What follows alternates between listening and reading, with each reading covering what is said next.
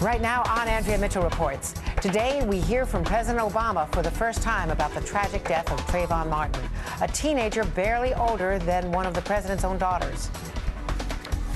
I think all of us have to do some soul searching to figure out how does something like this happen. My main message is to the parents of Trayvon Martin.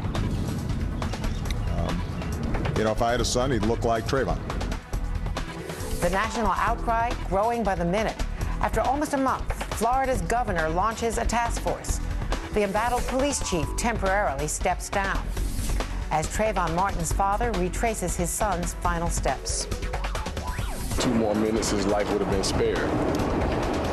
120 seconds, his life would have been spared. Good day, I'm Andrea Mitchell, live in Washington. In our Daily Fix today, the president speaking for the first time today about the fatal shooting of an unarmed 17-year-old Trayvon Martin, talking about Trayvon's death in deeply personal terms. Chris Alyssa is an MSNBC contributor, managing editor of postpolitics.com. In our Daily Fix today, this is so powerful, so strong. The President of the United States, let's hear again a little bit more from what the President had to say today. When I think about this boy, I think about my own kids. I think all of us have to do some soul searching to figure out how does something like this happen. And that means that we examine the laws and the context for what happened, as well as the specifics of the incident. But my main message is to the parents of Trayvon Martin. You know, if I had a son, he'd look like Trayvon. And you know, I think they are right to expect that all of us as Americans are going to take this with the seriousness it deserves. This is a national conversation about race. We have an African-American president, which I guess you could say enriches the conversation because he doesn't just have to empathize. He understands fully what it is to be the parent of a black teenager. And the special burdens that parents and children carry that we've heard from Eugene Robinson, we've heard, you know, so powerfully from other guests, from Charles Blow, from Jonathan Capehart. Yeah, Andrea, you know, I think we all expected the president to say something. I don't think it was surprising given the amount of attention this has gotten and is continuing to get. What he said, though, I thought was, to your point, quite powerful in moving. I really think the president is at his best, and he's not always here, but he's at his best when he is talking from personal reflection. The Sandra Fluke incident is another one where he mentioned Malia and Sasha. If you go back and read, I did it this morning because it struck me, if you go back and read the speech that the president gave at the memorial service surrounding Gabrielle Gifford's attempted assassination in Arizona, if you go back to 2008 to the speech he gave in Philadelphia about race and Jeremiah Wright and how personal that issue was to him, it's when he is at his very best, I think, is when he connects best with the American people. That's all not to suggest that what he said this morning had a hint of political calculation to it. I don't think it did. I think it was heartfelt. He meant it. And those are the things that I think really the average person identifies with, whether it's a Republican or a Democratic president. But as you point out, someone in President Obama with a unique perspective to bring to a situation like this one, and he brought it. You know, and he was, we should give the context, he was announcing his nominee, right. Jim Kim, the Dartmouth president, for the head of the World Bank, and he was asked a question by our own Jim Vaquera. So he was responding to a question, Mike Vaquera, I should say. So he was responding to a question. This was not a staged White House event in any context. Something else happened today. Rick Santorum in Louisiana was at a firing range. He was shooting pistols at a firing range, and a woman in the crowd, inaudible to Rick Santorum, yelled, "Pretend it's Obama." I want to play that tape. Santorum then was asked about it. He had headsets on, and he did not hear it himself, and then criticized it strongly. But let's show you what happened in Louisiana today. Sure. Pretend it's Obama. Hold on. So he's trying to play to the audience, the local audience, the gun, loving audience down there. And a woman shouts that, and you could hear that other people were laughing, and incredibly. Yeah, and then I mean, what Rick Santorum said afterwards, this is Santorum's reaction. I should play that. Senator, as you were standing up there shooting, a woman in the crowd yelled out, "Pretend it's Obama." Obviously, you were at a range to hear it, but can you comment on it? We're not pretending it's anybody. We're shooting pistols. And, it's a very horrible and terrible remark. And I'm glad I didn't hear it.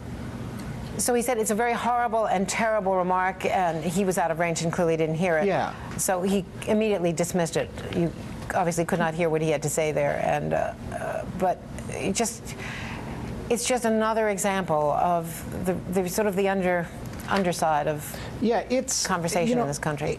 Andrea, let me first say that I blaming Rick Santorum in any way, shape, or form for this is clearly out of bounds. He had a headset on. He didn't hear. You can't be responsible for what people yell at your events, particularly when you don't even hear what they yell. And that said, it is kind of, I'll say, as a father of a 3-year-old, depressing that we are still in a day and age in which not only does someone see fit to say that out loud, but then other people laugh at that kind of comment. That's what was so shocking about it. Yeah, I mean, that, to me, take the Santorum piece out of it because he has no culpability in this. But the fact that you have people anywhere in this country doing that about, I would say about any politician, President Obama, anybody else, is just kind of depressing about where we are as a country. I hate to sound a sad note on a day it's 80 degrees in Washington, but golly. Exactly. Chris, Alyssa, thanks. See you later. Thank you. And Mark Morial is president and CEO of the National Urban League and joins me now. Hi, Andrea. Well, Mr. Mayor, it's good to see you. First of all, Trayvon Martin. Let's talk about this, what many people would say is a belated decision by the police chief to step aside temporarily. Does this respond adequately to the cries for action? Not fully, not completely. We cannot be satisfied until criminal charges are brought against Mr. Zimmerman. Mr. Zimmerman should have been arrested in the first instance. And he is still at large. And he's still at large. And I understand that there may have been, I'll call it hanky-panky, around the police report from the time he was arrested and from the time the first officer showed up and wrote a report to what happened in the police station. So I also think that the actions of the Sanford police writ large in connection with this case are a subject that needs to be closely and carefully investigated. I mean, like the president, I'm the father of a son, and I just shudder.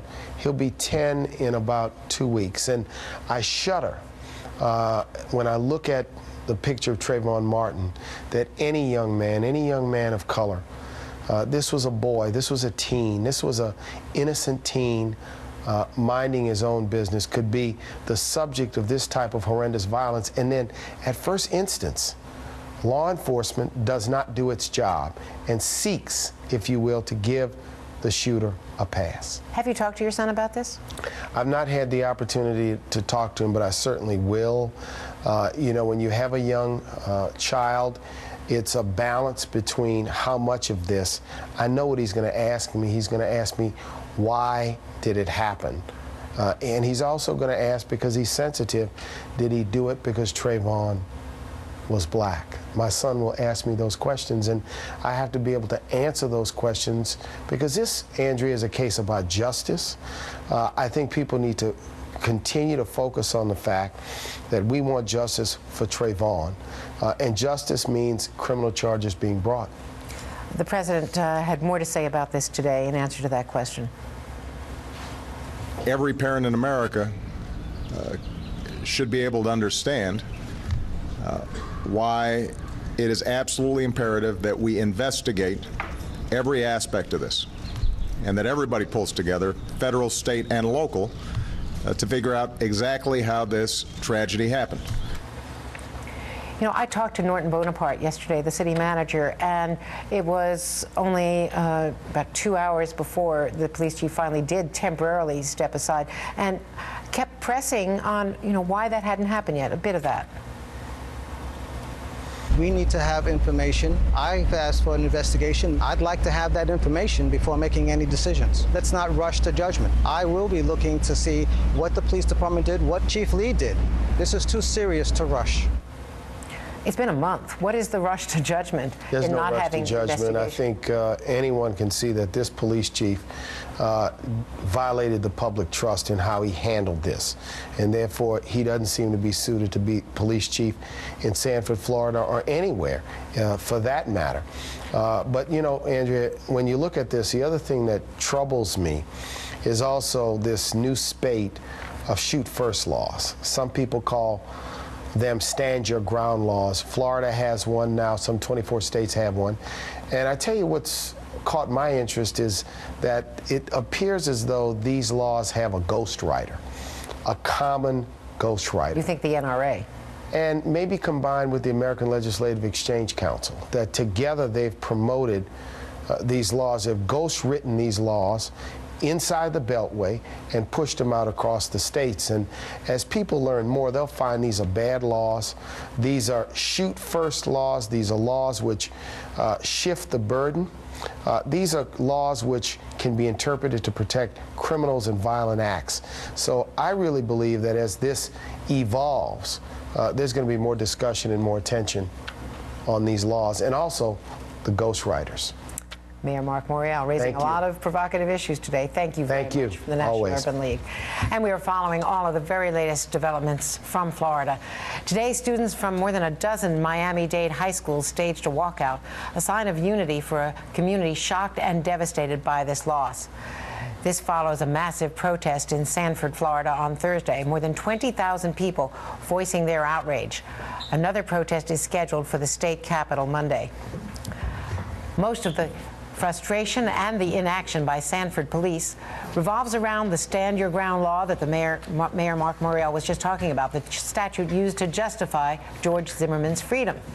We have a team in place to discuss all of this, the controversy. Let's begin with NBC's Ron Allen live in Sanford, Florida. Ron, what is the latest there and the debate about this law and whether there will be any chance or any attempt to roll it back? Well, Andrea, I think what's happening here is that there's still a lot of venting and a lot of emotion and a lot of outrage. That gathering last night was really a very powerful moment. There were maybe 25,000 people there, according to the mayor. And for context, that's about half the size of the population of Sanford, Florida. And many of those people were from out of town, brought here by social media, by media generally, by seeing all this. And I think what's really continues to intensify the situation is those audio tapes where people heard what happened, or at least heard part of what happened, and they've been able to draw their own conclusions. So many people you talk to here say essentially, you know, do you think we're stupid? We heard what happened. We can tell what happened. They at least have some sense of what happened. And for me, this so echoes the Rodney King situation back almost more than 20 years ago or so now, back in the early 1990s. And yes, there are a lot of differences about it, but the commonality is that people here, like then, saw what they saw and have been able to draw some very, very strong conclusions about what they think happened. Andrea? You know, it's funny you should mention that, Ron. We haven't talked, you and I, but I was thinking this morning exactly of the Rodney King case. Ron, hang there for just a moment because I want to bring in Pete Williams, our justice correspondent. Let's talk about the language of the law. And, you know, as you've been reporting, they are in now, I think, more than 20 states. Is that correct? That's right. And the language of the law is a person who is not engaged in an unlawful activity and who is attacked in any other place where he or she has a right to be, has no duty to retreat, and has the right to stand his or her ground and meet force with force, including deadly force if he or she reasonably believes it is necessary to do so to prevent death or great bodily harm to himself or herself or another, or to prevent the commission of a forcible felony, which is a different standard, is it not, as you've been reporting? That's right. And usually in self-defense cases, you do have a duty to retreat. The law says if you can get out of a situation without using just a deadly force, you have to. If you can't retreat, that's a different matter. This law says you don't have to retreat. You can stand your ground. That's the beginning of the statute. It says if you're someplace you have a legal right to be. Now, two things about this, Andrea. One is that the sponsors of the law say they didn't intend it to apply to a situation like this, where the tapes apparently, and we don't know all the evidence, appear to show that Mr. Zimmerman was pursuing Trayvon Martin. And now that they say that doesn't fit the standard of the law. But secondly, if we can go back to the graphic that shows the language, the second screen that shows the end of the statute, it also says you have the right to use deadly force to avoid a forcible felony. Now, in Florida, a forcible felony is crimes against people, like rape and so forth. But that last phrase, forcible felony under Florida law also includes robbery or burglary. And some of the critics of this law say it appears to justify deadly force to prevent someone committing a robbery or burglary. And they say, therefore, it's not a stand your ground, it's a stand someone else's ground law. So these are some of the things that Florida officials are going to look at to see if the law is, frankly, broader and has some unintended consequences. And Rod Allen, if you're still there, can I just ask another question about what's happened with Chief Lee? Because we now understand that the city manager has clarified his status. It's administrative leave with pay. How is that going to go over with the community? You know, I think most people see that as kind of irrelevant. I think people see that as a token gesture, whether it's administrative leave, whether it's temporary, whatever. Unless he is fired and gone, I think people would see something in that. But beyond that, people want an arrest. I mean, and that's been very clear. The whole police chief matter is something of a side issue, I think, for the most part, for most people here. And just to follow on what I was saying earlier, I think, you know, people parse the law here, they hear self-defense, but the reason I think there is just so much outrage is because for so many people, what happens just defies common sense, a very basic common sense that someone can shoot a 17-year-old kid with a gun and not even be arrested, brought in for questioning. That's why there's so much anger. Ron Allen, thanks so much for all your reporting down there. Pete, for your wisdom. You bet. And coming up, we'll be talking to the Sanford mayor, Jeff Triplett, plus the case against Staff Sergeant Robert Bales, facing formal charges today.